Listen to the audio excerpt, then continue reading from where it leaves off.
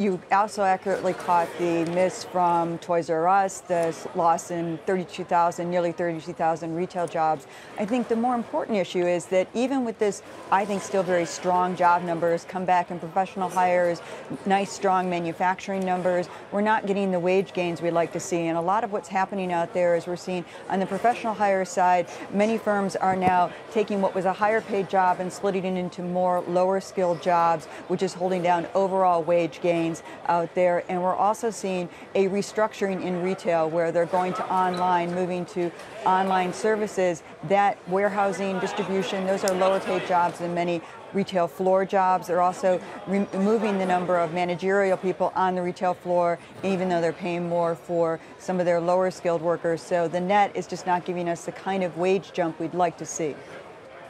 Does that mean, David, that we don't have to worry at least about inflation getting too hot?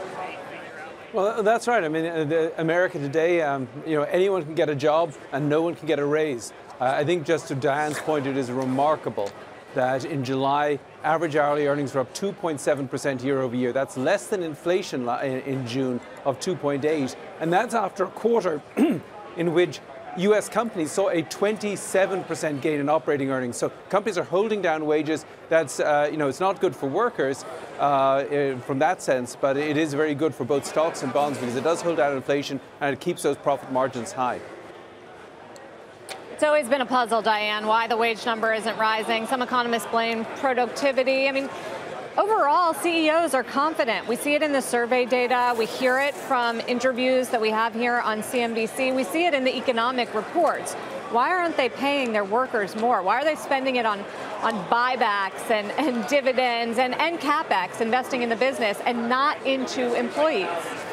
And not even as much in CapEx as we'd like. I think, Jason Furman, who you've got coming on later, has gone and done some really good work on this, along with Alan Kruger.